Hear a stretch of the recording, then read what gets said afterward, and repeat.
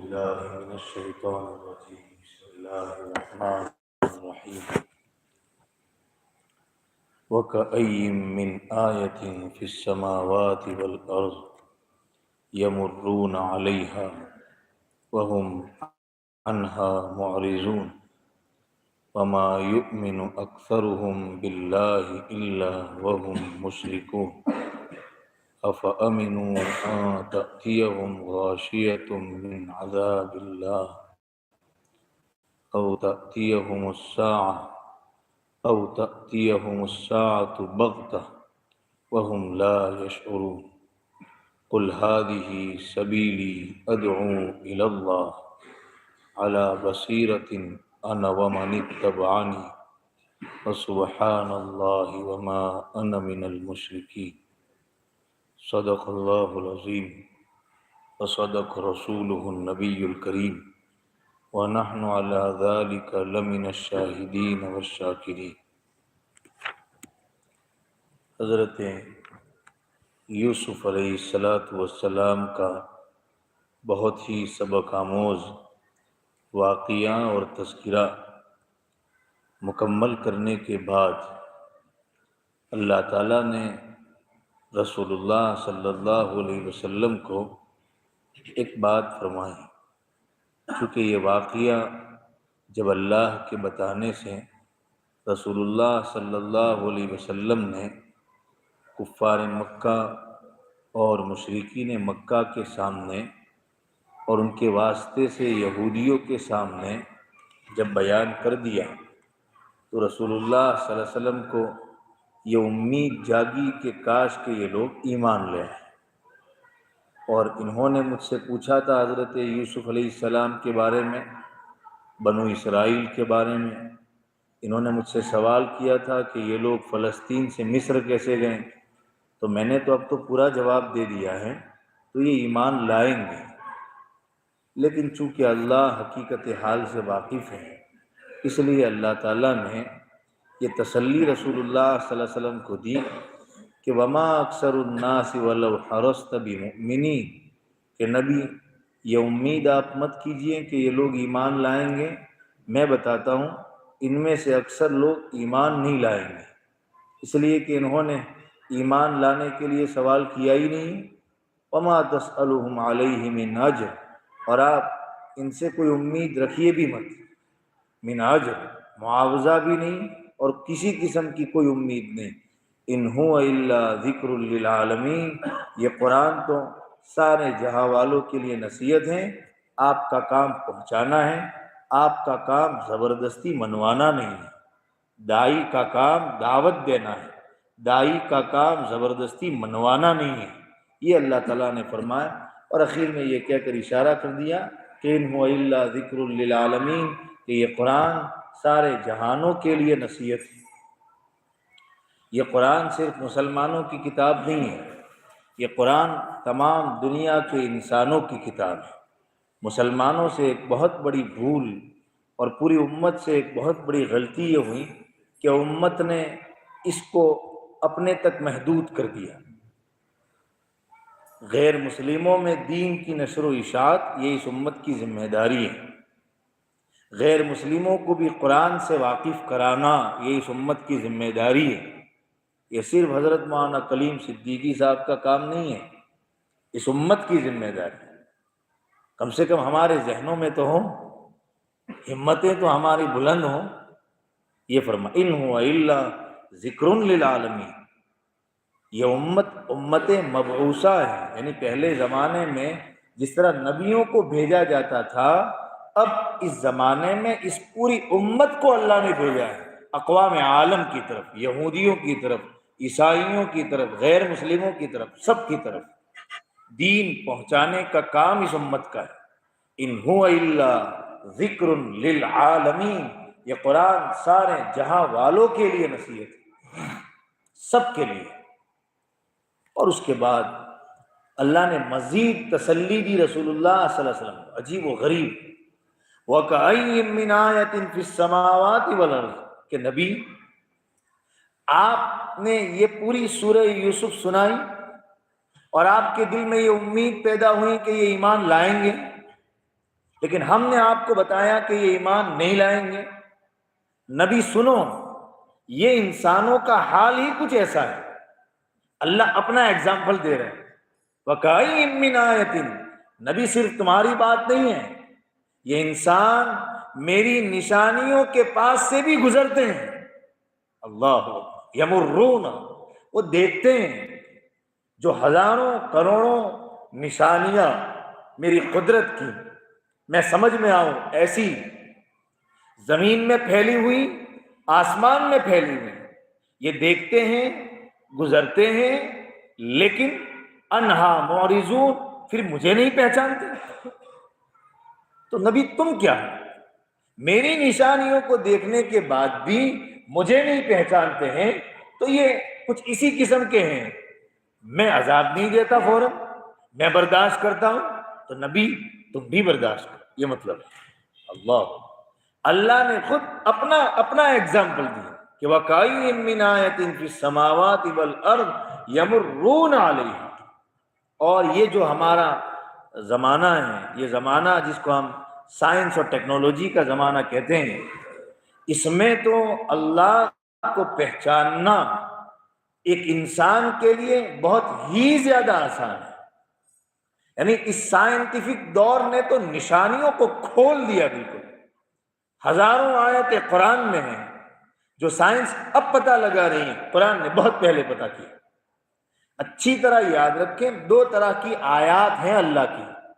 آیات مینس نشانیاں، ایک آیت قرآن کی ہے جس کو ہم آیات کہتے ہیں، اور ایک آیات زمین اور آسمان میں یہ قدرت کے جو نظارے ہیں، یہ بھی آیات ہیں، یہ آیات کائنات ہیں، یہ آیات قرآن ہیں۔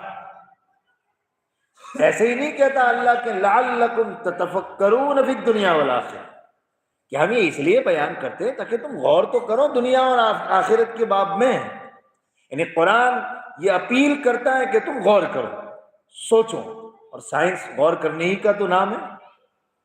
لیکن مسئلہ یہ ہو گیا کہ سائنس جو اللہ کو پہچاننے کا بہت بڑا ذریعہ تھی، وہی سائنس اللہ سے کٹنے کا ذریعہ بن گئی۔ وَهُمْ عَنْهَا مُعْرِضُونَ، اس لیے کہ اس سائنس کو ایسے لوگوں نے لیا اور ایسے لوگوں نے دنیا میں پہنچایا جن کے پاس مذہب کا کوئی تصور نہیں۔ یہ بہت اہم بات ہے۔ سائنس یورپ کی ایجاد کردہ نہیں ہے، یورپ نے تو اپنا سکہ لگایا۔ سائنس مسلمانوں کی ایجاد ہے۔ غرناطہ اور قرطبہ جو بہت بڑی بڑی مسلمانوں کی اسپین اور فرانس کی یونیورسٹیاں تھیں، وہاں قرآن و حدیث کے علوم بھی پڑھائے جاتے تھے اور سائنس اور ٹیکنالوجی کے علوم بھی پڑھائے جاتے تھے۔ اللہ، ماہرین ہوتے تھے دونوں۔ میں کئی مسلم سائنسدانوں کے نام گنا سکتا ہوں، جو کوئی سرجری میں ماہر تھا، کوئی آنکھ کے آپریشن میں ماہر تھا۔ دنیا کا سب سے پہلا نقشہ چاندی کی پلیٹ پر مسلم سائنسداں ادریسی نے بنایا۔ ابو موسیٰ الخوارزم بہت بڑے مسلم سائنٹسٹ گزرے، یہ امام رازی، امام غزالی، یہ سب وہ ہیں جو علماء ہونے کے ساتھ ساتھ سائنس کے ماہرین تھے، سب وہ ہیں۔ یہ تو اس زمانے میں بہت آسانی ہو جائے اگر کوئی ان نشانیوں میں غور کر کے اللہ کو پہچاننا چاہے، لیکن انسانوں کی اکثریت وہ ہیں جو ان نشانیوں میں اتنی کھو گئی کہ وہ اللہ کو بھول گئی، بلکہ یہ کہنے لگی کہ اب سائنس کے بعد معاذ اللہ کی ضرورت نہیں ہے، آخرت کی ضرورت نہیں ہے، مذہب کی ضرورت نہیں ہے۔ یہ اللہ فرماتا بقائین، اور مصیبت پھر وہی کیا شکایت کیا، سائنس کو پڑھانے والے بھی وہی لوگ ہیں جن کا مذہب مضبوط نہیں ہے، جو اللہ کو نہیں مانتے، تو وہ کبھی سورج کا پورا نظام پڑھانے کے بعد یہ نہیں کہیں گے کہ یہ اللہ کرتا ہے، وہ کہیں گے یہ ہوتا ہے۔ غور کیجیے، کہاں ہے مسلم ٹیچر ہمارے پاس؟ کیا ہوگا؟ ضرورت ہے کہ ایک بار پھر یہ امت ایسی نسل تیار کریں جو دونوں طرح کے ماہرین ہوں، سب نہیں لیکن کچھ۔ جب تک یہ امت ایسی نسل تیار نہیں کرے گی، اس امت کو حکومت و اقتدار نہیں ملے گا، چاہے ساری دنیا کے اللہ والے کعبے کا پردہ پکڑ کر دعا کریں۔ اللہ دیکھتا ہے کہ ہے ملکوں کو چلانے والے ہیں کوئی نہیں ہے، 10ویں پڑھانے والے مسلمان ٹیچر نہیں ملتے، مرد بھی اور عورتیں بھی، اللہ یہ وقائی من آیت ہے، یہ اس لیے یہ بے دینی ہے، ورنہ ہر سائنس پڑھنے والا بچہ اللہ کو پہچان کر ہے، میں سچ کہہ رہا ہوں۔ جس طرح بچہ مکتب میں جا کر، اداروں میں جا کر اللہ کی پہچان لے کر آتا ہے، یہی بچہ اگر اسلامی اسکولیں ہوں تو یہ بچہ سائنس پڑھ کے اللہ کی پہچان لے کر، میں قسم کھا کر یہ بات کہنے کو تھا۔ ہمارے یہاں یہ فرق نہیں ہے، بالکل نہیں ہے، ماہرین تھے سب اس کے دونوں کے، لیکن مسئلہ وہی، ہم نے بالکل الگ کر دیا سائنس کو ایک دم، اور سائنس پڑھانے والے بے دین لوگ ہیں۔ اگر مسلمان ہیں تو نام کے مسلمان ہیں، جن کا ذہن اندر سے خالی ہو چکا ہے، وہ بچوں کو سائنس کا مطلب یہ میں اللہ کی نشانیاں بتا رہا ہوں، اللہ کی نشانیوں کو بتانے کے ساتھ ساتھ وہ تھوڑی یہ بتائیں گے کہ یہ اللہ کرتا ہے۔ یہ بہت بڑی بنیاد ہے اس کی کہ یہ سائنس اللہ سے کٹنے کا ذریعہ کیوں بن گیا، صرف اس لیے۔ ورنہ یقین جانو ہم مسلمانوں نے اپنی اسکولیں بنائی ہوتی، میں آپ کو سچ کہہ رہا ہوں یہ اس کے ضمن میں، پرسوں میرے پاس ایک اسکول کا طالب علم ہے جو سائنس میں پڑھتا ہے 11ویں یا 12ویں میں، وہ آ کر مجھے کہہ رہا ہے مولانا 2 سوال مغرب بعد۔ میں کہا فرمائیں۔ معصوم سا بچہ بیچارہ، ہمیں کچھ خبر نہیں ہمارے بچوں کو اسکول میں کیا برداشت کرنا پڑے گا، غافل ہے، بہت غافل ہے۔ اس نے کہا مولانا میرے کلاس میٹس جو ہیں، میرے کلاس کے ساتھی جو ہیں، وہ مجھے تانے دیتے ہیں کہ تم آتنکوادی ہو۔ ہمارے بچے آتنکواد کا لفظ سن رہے ہیں اپنے ساتھیوں سے، جہاں ان کو 6 گھنٹے بیٹھنا ہے۔ وہ کہہ رہے ہم 2 مومن بچے ہیں، 2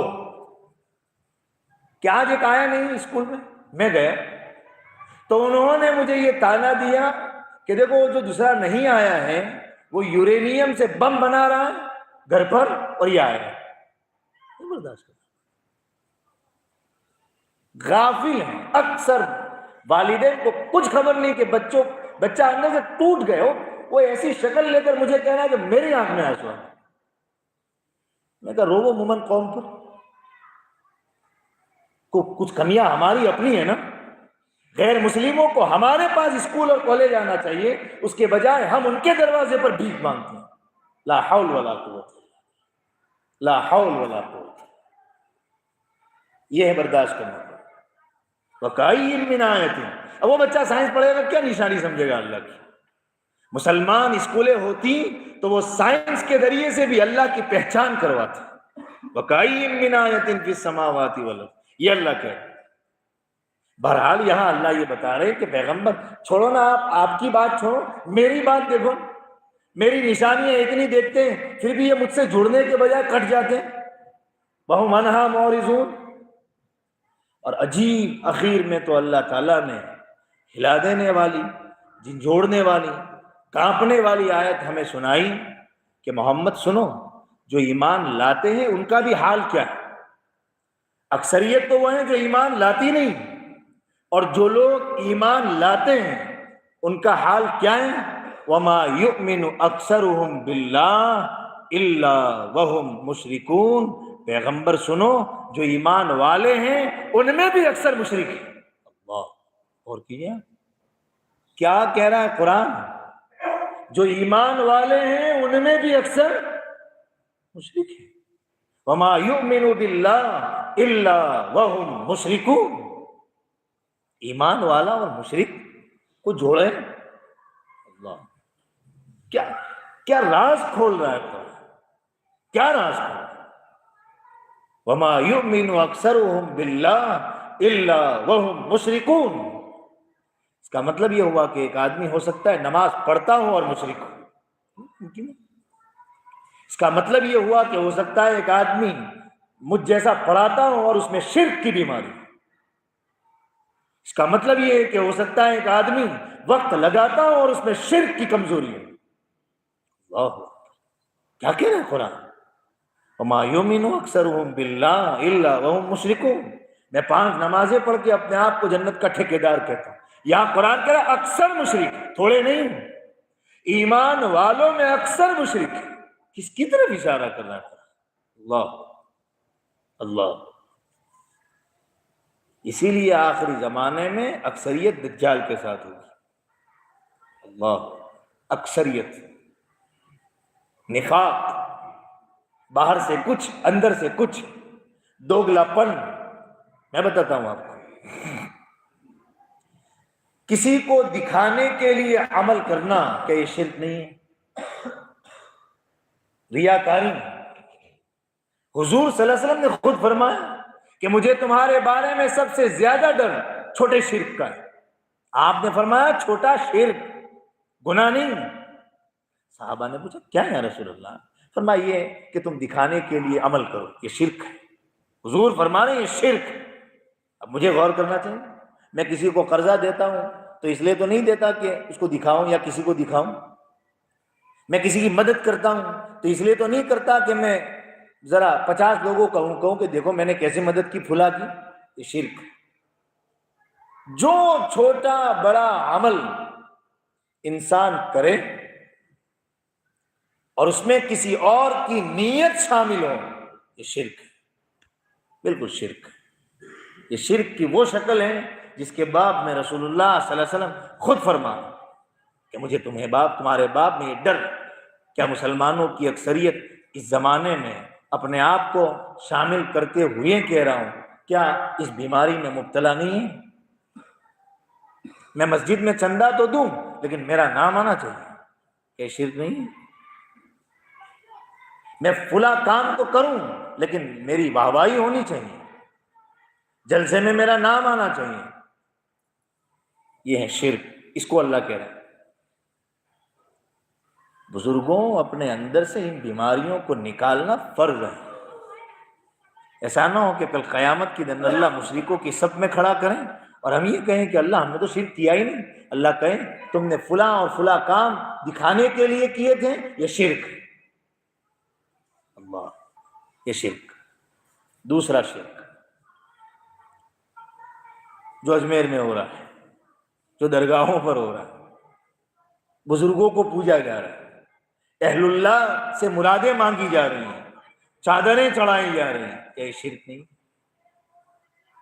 پوچھیے اجمیر میں جا کر تمہارے کیا نام ہے، کوئی محمد بتائے گا، کوئی احمد بتائے گا، کوئی عباس بتائے گا، کوئی ذوالفقار بتائے گا، اور سب وہ لوگ ہیں جو چادریں چڑھاتے ہیں. وما یؤمن اکثرهم باللہ الا وهم مشرکون. اس کی طرف قرآن اشارہ ہے. اللہ. یہ ہے شرک. حافظ ابن کثیر رحمۃ اللہ علیہ نے شرک کی ایک بہت عظیم قسم کی طرف اشارہ کیا جس میں کم سے کم یہ عاجز تو پورا ڈوبا ہوا ہے. فرمایا الشرک فی المحبت والتعظیم. اللہ. فرمایا کسی انسان میں اللہ کی جتنی محبت ہونی چاہیے، دین کی جتنی محبت ہونی چاہیے، اتنی محبت اگر کسی اور چیز کی ہے، یہ شرک. اللہ. کہاں رکھا ہے آج کے مسلمانوں نے پیسے کو؟ نمبر 1 کہ شرک نہیں؟ صاف صاف شرک ہے. اسی لیے تو صحابہ ڈرتے تھے بھائی. حضرت حنظلہ ایسے ہی تھوڑی بھاگ کر آئے تھے کہ حضور حنظلہ منافق ہو گیا. صحابی ہیں پھر بھی اپنے بارے میں یہ ڈر ہے کہ میں منافق ہوں. اور کیجیے میں منافق ہوں. الشرک فی المحبت والتعظیم. ہر آدمی اپنے دل میں جھانکے کہ میرے دل میں کس کی محبت زیادہ ہے، میں کس کے لیے زیادہ تھکتا ہوں. ہر آدمی اپنے دل میں جھانکے. پیسہ، کرسی، عزت، شہرت، دولت، شہوت، پیٹ، یہ اس کی پوجا ہو رہی ہے اس زمانے میں. پیٹ اور شرمگاہ کی پوجا اس زمانے کی بہت بڑی بیماری ہے جو مسلمانوں کی اکثریت میں بھی حتیٰ کہ عربوں میں بھی موجود ہے. فی المحبت والتعظیم. اسی لیے رسول اللہ صلی اللہ علیہ وسلم نے فرمایا تھا کہ آخری زمانے میں اگر تمہیں ایمان دیکھنا ہو تو شام میں دیکھنا. فلسطین میں دیکھنا، اس کا مطلب یہ ہوا کہ وہاں اوریجنل ایمان ہوگا. کہاں کھڑے ہیں اور ڈر بھی نہیں، خوف بھی نہیں، اوپر سے یہ کہ ہم تو ماشاء اللہ میں ہمارے بچے سب. امید الگ چیز ہے، اللہ سے بالکل یہ امید رکھنی چاہیے، لیکن جس اللہ سے ہم امید رکھتے ہیں وہ بدلہ لینے والا بھی ہے، وہ عزیز بھی ہے. جہاں اللہ کی صفت رحمان اور رحیم ہے وہاں اللہ کی صفات عزیز ذو انتقام بھی ہے. خالی محبت کی امید رکھنا اور وہ بھی کچھ عمل نہ کر کے مجھ جیسا کہ اللہ معاف کر دیں گے، صرف میرے کرتے کی وجہ سے، صرف میری داڑھی کی وجہ سے، نہ بھائی یہ غلط بات ہے. قرآن میں صاف اعلان ہے، ان کان آباؤکم، اگر تمہارے باپ دادا تمہیں زیادہ پسند ہیں، ابناؤکم، اگر تمہاری اولادیں تمہیں زیادہ پسند ہیں. اب بتائیے آج کل کیا سب سے زیادہ محبت انسان کو انہی سے تو ہوتی ہے. وعشیرتکم، تمہارا خاندان اور کٹم، واموال، تمہارے مال، وتجارتم، تمہارا بزنس. یہ ساری وہ فہرست ہیں جو میرے لیے نمبر 1 پر ہے. ومساکن، تمہارے گھر جو تمہیں بہت اچھے لگتے ہیں، یہ قرآن کہتا ہے. ومساکن ترضونہا، جو تمہیں بہت اچھے لگتے ہیں. باپ، بیٹا، بیوی، ازواجکم، اخوانکم، بھائی، خاندان، تجارت، مکان. قرآن کہتا ہے اگر یہ زیادہ پسند ہے، اور کون کم پسند ہے؟ پسند نہیں ہے یہ نہیں، کم پسند، من اللہ ورسولہ وجہاد فی سبیلہ، اللہ کم پسند ہے، اللہ کے رسول صلی اللہ علیہ وسلم کم پسند ہے. جہاد، اللہ، جہاد پسند نہیں ہے یا کم پسند. کون قربانی دے؟ میں آتنکواد کی شکشا نہیں دے رہا ہوں. آج ہی میں نے سبق میں کہا طلباء کو، میں نے کہا جہاد کفر کے خلاف نہیں ہوتا، جہاد ظلم کے خلاف ہوتا ہے. جہاد کفر کے خلاف نہیں ہوتا، جہاد ظلم کے خلاف ہوتا ہے. اگر کوئی مسلمان بھی ایسا ہے جو دین میں روڑا اٹکا رہا ہے، ہم اس سے بھی جہاد کریں. یہ ایک لمبا موضوع ہے بہرحال. تو یہ 3، اللہ کم پسند ہے، اللہ کے رسول صلی اللہ علیہ وسلم کم پسند ہے، اور اللہ کے لیے جان اور مال کو لٹانا پسند نہیں ہے. قرآن کہتا ہے، اب چاہے پھر یہ تہجد پڑھنے والوں کا مزاج ہو، چاہے مجھ جیسے پڑھانے والوں کا مزاج ہو، کوئی بھی آ گیا اس فہرست میں. قرآن نے نہیں کہا کہ مگر ہاں پڑھانے والے اس سے الگ ہیں، نہ جس میں یہ بیماری ہو، چاہے عالم صاحب ہو، شیخ الحدیث صاحب ہو، تبلیغ کے امیر صاحب ہو، خانقاہ کے شیخ ہو، کہ مجھ جیسا پڑھانے والا ایک نام نہاد عالم ہو، سب آ گئے. کیا کرو؟ فتربصوا، انتظار کرو. امام رازی نے اس کی تفسیر میں لکھا بعقوبۃ عاجلۃ او عاجلۃ، انتظار کرو اللہ اب عذاب لائیں یا تب. گناہ کیا انہوں نے، اور پھر آگے کیا فرمایا؟ ان اللہ لا يحب الفاسقین. اس جیسی آیت کہ اللہ فاسقوں کو پسند نہیں کرتا. اس کا مطلب یہ ہوا کہ جس میں یہ مزاج ہیں وہ فاسق ہے. کیا قرآن ہے! جو ان چیزوں کو نمبر 1 پر رکھتا ہے، دین کو سائڈ میں رکھتا ہے، اس کا مطلب وہ فاسق ہے، چاہے لمبا کرتا. اور یہ کب پتہ چلتا ہے؟ جب ٹکراؤ ہوتا ہے. جب ٹکراؤ ہوتا ہے. نماز کے وقت میں آپ کی دکان کھلی رہتی ہے، اس کا مطلب آپ کو پیسوں سے محبت ہے، اللہ سے محبت کم ہے. جماعتیں چھوڑنا، باری باری نماز پڑھنا، یہ الشرک، جس کی طرف حافظ ابن کثیر نے اشارہ کیا، الشرک فی المحبت والتعظیم. مانگنا چاہیے ہمیں کہ اللہ ہمیں اپنی محبت دے دی. اسی لیے تو رسول اللہ صلی اللہ علیہ وسلم مانگا، اللہم اجعل حبک احب الاشیاء کلھا، اللہ آپ کی محبت تمام چیزوں سے میرے دل میں زیادہ ہو. ایون کہ رسول اللہ صلی اللہ علیہ وسلم فرمایا من الماء البارد، ٹھنڈے پانی سے بھی زیادہ اللہ آپ کی محبت ہے. کیا بات ہے! ٹھنڈے، حضور کیا مان رہے بھائی؟ ٹھنڈے پانی سے بھی زیادہ اللہ آپ کی محبت ہے. کیا غضب ہے. کبھی آپ مانگ اللہم انی اسألک حبک وحب من یحبک وحب عمل یقربنی الی حبک. اللہ مجھے آپ کی محبت دو، ان لوگوں کی محبت دو جن کو آپ سے محبت ہے. کیوں؟ اللہ کی محبت مطلوب تھی تب تو. میں نماز پڑھ کے خالی یہ سمجھنے لگتا ہوں کہ مجھے تو آگے اللہ کی محبت. نہ اللہ کی محبت کب کہا جائے گا؟ جب ہماری جان مانگی جائے اور ہم اللہ کے لیے وہ جان بھی دینے کو حاضر ہیں، تب کہا جائے گا کہ اللہ کی محبت آئی. اور یہ آسان نہیں ہے، یہ بالکل آسان نہیں، یہ آسان نہیں. 1000 روپئے کے بدلے میں دین کا سودا کرتا ہوں، میں جان کیا دوں گا؟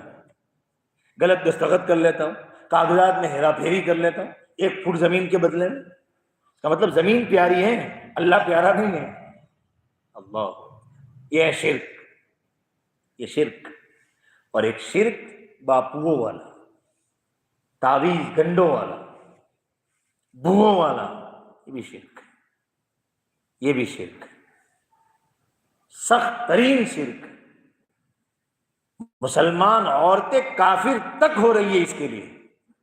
کفریہ کلمہ، شرکیہ کلمہ، وہ ہے شفا مل رہی ہے ماشاءاللہ. ہاں، چاہے غیر مسلم ہے لیکن اللہ نے بہت بڑی شفا رکھی. وہ خبیث اور شفا بتاتا ہوں اصلیت. 2 روایتیں مستند ترین. حضرت حذیفہ ابن یمان رضی اللہ تعالیٰ عنہ فرماتے ہیں کہ میں ایک بیمار کی عیادت کرنے کے لیے گئے اور اس بیمار کے گلے میں یا ہاتھ میں دھاگا بندھا ہوا تھا. اخذہ وقطعہ، دھاگا پکڑا اور کاٹ دیا. اور پھر وہاں حضرت حذیفہ نے ایک آیت پڑھی. ہاں سنو، قرآن کہتا ہے وَمَا يُؤْمِنُ أَكْثَرُهُمْ بِاللَّهِ إِلَّا وَهُمْ مُشْرِكُونَ. صحابہ کی نظر. عبداللہ ابن مسعود رضی اللہ عنہ، مسند احمد کی روایت ہے، ان کی بیوی بیان فرماتی ہے کہ میرے شوہر اجازت لے کر گھر میں آتے تھے، لیکن ایک دن خلاف معمول بغیر اجازت کے آ گئے. کہتے ہیں میرے پاس اس وقت ایک بڑھیا مجھے پڑھ پڑھ کر پھونک رہی تھی، دم کر رہی تھی. عورت، اور عورتیں باپو بن جائیں تو پھر تو کیا کہیں. سبحان. جب مردوں کا یہ حال ہے، عورتوں کے مسائل پار ہے. جب کان میں پڑھتے ہیں تو دل دعا دیتا ہے کہ اچھا ہوا یہ عالمہ نہیں بنی، ورنہ پتہ نہیں بیڑا غرق ہو جاتا. ایسے نت نئے ایسے مسائل کہ اللہ کی پناہ، جو عالم بننے کے بعد بھی شاید ہم نے نہ ہدایت میں پڑھے نہ خودوری میں پڑھے. والدہ کبھی مجھ سے پوچھتی ہے کہ بیٹا یہ مسئلہ ہے. میں پوچھتا ہوں کہاں سے آئے گی؟ وہ آپا نے بتایا. سبحان. الحمدللہ ہمارے یہاں آپاؤں کا رواج تو کم ہے، لیکن اللہ محفوظ رکھے تو اچھا ہے. آپا وما ادراک ما آپا. اللہ کسی کو آپا نہ بنائے، دیندار بنائے کافی ہے. لوگ دیندار بننے سے پہلے بزرگ بن جاتے ہیں. سبحان. اس لیے کہ لوگ ہاتھ چومتے ہیں، پیر چومتے ہیں، خدمت کرتے ہیں، ہدیے دیتے ہیں. یہ دیندار بننے میں نہیں ہوتا، یہ آپا بننے میں ہوتا ہے نا. اس لیے کیا رسم بنایا ہے امت نے دین کو. تو عبداللہ ابن مسعود رضی اللہ تعالیٰ عنہ کی بیوی کہتی ہیں کہ میرے شوہر حضرت عبداللہ ابن مسعود جب گھر میں آئے تو میرے پاس ایک بڑھیا پڑھ پڑھ کر پھونک رہی تھی، مزبر. واقف ہوگی اپنے مزاج کے، اپنے شوہر کے مزاج سے. تو کہتی ہیں کہ اس بڑھیا کو میں نے پلنگ کے نیچے چھپا دیا. سوچ جا. عبداللہ ابن مسعود، اللہ اکبر. مفہوم نقل کر رہا ہوں، روایت تقریباً یہی ہے. عبداللہ ابن مسعود رضی اللہ تعالیٰ جب آئے تو انہوں نے ان کی بیوی کے گلے یا کہیں دھاگا دیکھا. اخذہ وقطعہ، اس دھاگے کو پکڑا، کاٹ دیا. اب فرمایا عبداللہ کا گھر شرک سے پاک ہے. کیا فرمایا؟ عبداللہ کا گھر شرک سے پاک ہے. ان کی بیوی کہتی ہیں کیا بات کرتے ہو یار؟ کیا ہو؟ کہا مجھے ایک مرتبہ آنکھ میں تکلیف تھی. بھائی بیوی تو بیوی عورت ہی تو تھی، چاہے عبداللہ بن مسعود کی ہو، تھی تو عورت. کہ کیا بات کرتے ہو، میں ایک مرتبہ میری آنکھ میں تکلیف تھی، ایک صاحب کے پاس یا ایک عورت کے پاس گئی، اس نے مجھے پھونک دیا اور اچھا ہو گیا، میری آنکھ بہت ٹھیک ہو گئی. کیا تم کہتے ہو کہ شرک نہیں، شرک ہے یہ؟ اللہ، صحابی کا مزاج. کہاں جاتی تھی ان کے نظریں؟ فرمایا سنو، تمہیں جب کوئی بیماری لگتی ہے، تکلیف ہوتی ہے کبھی کبھی، تو یہ تکلیف دراصل شیطان ڈالتا ہے. یہ تکلیف شیطان ڈالتا ہے. اور پھر جس شیطان نے تکلیف ڈالی تھی وہی شیطان تمہارے دل میں وسوسہ ڈالتا ہے کہ تم جاؤ فلاں باپو کے پاس، اور وہ تمہیں لے جاتا ہے باپو کے پاس.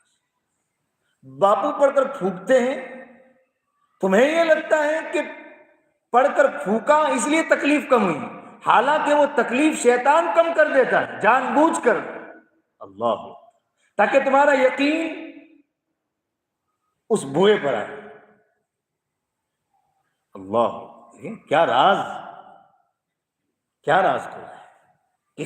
کس عجیب بات کی طرف حضرت عبداللہ بن مسعود اشارہ فرما رہے ہیں کہ وہ تکلیف شیطان کرتا ہے، اور جب تم باپوؤں کے پاس جاتے ہو تو شیطان خود وہ تکلیف کم کر دیتا ہے. بڑا ماسٹر مائنڈ ہے، پتہ نہیں کیا کیا کورس اس نے کیے، اور اس زمانے میں شاید اس کا آدھا کام کم ہو گیا ہوگا، اس لیے کہ باپو حضرات موجود ہیں.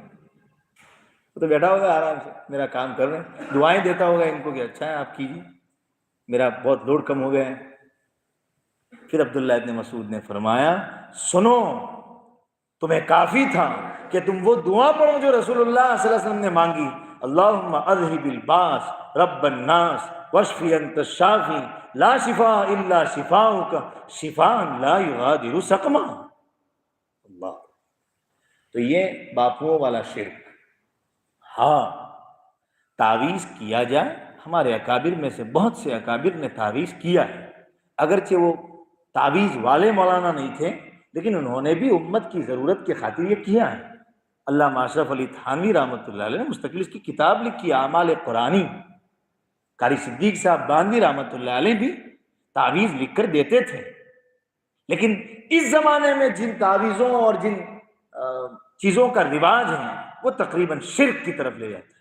ورنہ اگر کوئی عمل کرتا ہے قرآن اور حدیث کے دائرے میں رہ کر تو اس کی اجازت ہے، یہ الگ بات ہے. نظر لگنے پر تعویذ کا ہونا، رسول اللہ صلی اللہ علیہ وسلم العین حق، نظر لگتی ہے، اس میں کوئی دو رائے نہیں، لیکن وہ تعویذ گنڈے ہیں کہ جس کے لیے شرک تک کرنا، جس کے لیے غیر مسلموں کے پاس جانا، جس کے لیے الگ الگ طرح کے منتر پڑھنا اور اپنا سارا یقین اللہ کی ذات سے ہٹا کر تعویذ پر لانا، اور نمازوں اور روزوں اور ذکر اور تلاوت اور قرآن کے اہتمام کے بغیر صرف یہ سمجھنا کہ اس تعویذ کی وجہ سے میرے سارے مسائل حل ہوں گے، یہ شرک ہے. یہ ہے شرک، یہ اللہ فرمائے. اور ایک اور ماڈرن اور آخری شرک، آخری یعنی ہمارے لیے آخری، پتہ نہیں کیا کیا شرک، وہ ہے ملک کو پوجنے کا شرک، وطن پرستی. اس زمانے میں مسلمانوں کو اسی بات پر تو مجبور کیا جا رہا ہے کہ تم یہ بھارت ماتا کی جائیں اور یہ اور وہ کیوں نہیں بولتے. یہ شرک ہے. ہمیں وطن سے محبت ہے، یہ الگ بات ہے، لیکن ہم وطن کی پوجا نہیں کریں گے. نیشنلزم یہ اس زمانے کا بہت اپڈیٹ خدا ہے. بھائی 5G آ گیا تو شرک میں بھی تو 5G آیا ہوگا نا. اس لیے اب وہ زمانہ نہیں ہے کہ صرف مندر میں جانے والا مشرک ہے، اب وہ زمانہ نہیں. ہو سکتا ہے کالج میں ہزاروں مسلمان نوجوان پڑھتے ہوں جو شرک میں مبتلا ہوں، اور ان کو بچانا ہمارا اپنا فرض ہے. یہ دین کا کام ہے. اب بھی یہ مسائل کے اسکول بنانا بھی دین کا کام. اب یہ سمجھانے کی چیز، اب بھی یہ سمجھانے کی چیز، اب یہ اب نہیں تو کب. اس لیے یہ شرک. اور ہمیں تو بھائی دوسروں کے بارے میں سوچنے سے پہلے اپنے بارے میں سوچنا چاہیے، اور ہمیں دعا کرنی چاہیے کہ اللہ اگر ہم اس قسم کے کسی شرک میں مبتلا ہوں کہ ہم نہ جانتے ہوں لیکن آپ جانتے ہیں، اللہ ہمیں اس سے بچا دے، اللہ ہمیں اس سے بچا دے۔ وما یؤمن، یہ اللہ کہہ رہے ہیں کہ ان میں اکثر لوگ جو مجھے مانتے بھی ہیں پیغمبر، ان میں بھی اکثر مشرک ہیں۔ اللہ اکبر۔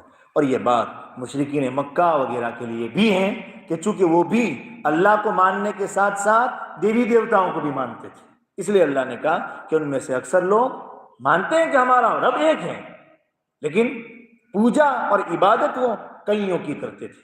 یہ اللہ تعالیٰ نے رسول اللہ صلی اللہ علیہ وسلم کو تسلی دی۔ آگے کی آیات کا مذاکرہ آئندہ کریں گے۔ وصلی اللہ۔ آئندہ ہماری تفسیر ہوگا اس کا انشاءاللہ۔